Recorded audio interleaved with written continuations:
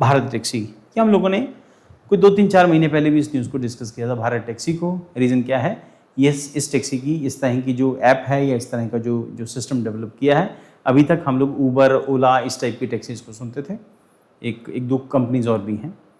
और अभी क्या है, ये कोऑपरेटिव जो टैक्सी सिस्टम है, तो कोऑपरेटिव इसको चलाएगा और जो पैसा है उसमें कोई जो कट होता है कंपनीज का वो नहीं होगा, सीधे पैसे आपके अकाउंट में आएंगे, आप ही चलाओगे और आप ही को कोई मार्जिन बीच में कंपनी नहीं लेने वाली, सारा प्रॉफिट जो होगा वो ड्राइवर का होगा।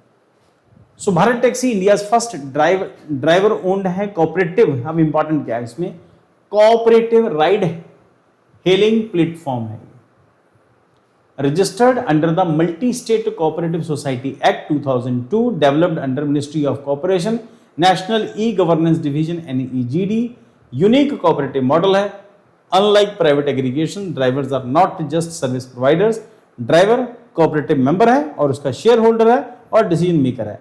Drivers are referred to as Sarathi, driver के लिए टर्म यूज किया गया है सारथी, प्रीलिम के लिए पॉइंट ऑफ व्यू से इंपॉर्टेंट हो सकता है, reflecting their ownership and participation in the cooperatives.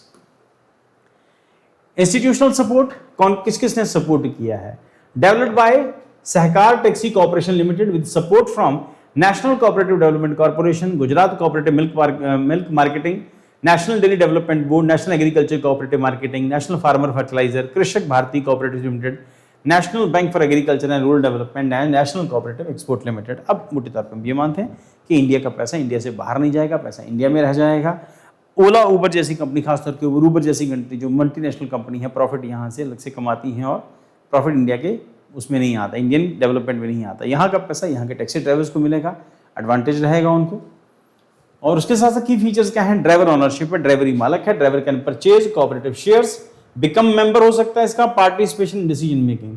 तो ड्राइवर जिसकी क्योंकि उसके मेंबर होंगे तो जो प्रॉफिट कंपनी कमाएगी या कोऑपरेटिव कमाएगा तो ड्राइवर को उसका एडवांटेज भी मिलेगा। जीरो कमीशन मॉडल है। उसके बाद कस्टमर फेयर 100% पेड, ड्राइवर साथी को पैसा मिलेगा, कंपनी का कोई कट नहीं होगा, इसके अंदर कोई कमीशन मार्जिन नहीं होगा। Unlike conventional aggregation for no platform commission is deducted, तो प्लेटफॉर्म कमीशन चार्ज नहीं किया जाएगा, सारा पैसा ड्राइवर को मिलेगा। ट्रांसपेरेंट प्राइसिंग होगी, no surge pricing, predictable fares होगी, फेयर प्राइसिंग मैकेनिज्म होगा। Digital integration and the platform will integrate with DigiLocker, Umang and API Setu. This enables seamless digital verification and service delivery. तो आपको अपने डिजिटल लॉकर के अंदर ये document रखने हैं, आपका वेरिफिकेशन होगी, आप टैक्सी चलाना शुरू कर सकते हैं। सिक्योरिटी एंड कंप्लायंस क्या होगा, platform will follow government cyber security standard, data protection norms, secure digital infrastructure, welfare support. Sarathis will receive, Sarathi मतलब उसके driver will receive support through loan, insurance, business expansion opportunities, सब में सपोर्ट रहेगा। What is Bharat taxi significance, economy क्या होगा, higher income for drivers, cooperative entrepreneurship, governance, digital public infrastructure, transparent platform governance, inclusive economic growth, social worker empowerment, finance inclusion, democratic ownership model। तो यहाँ पर ये काम करेगी।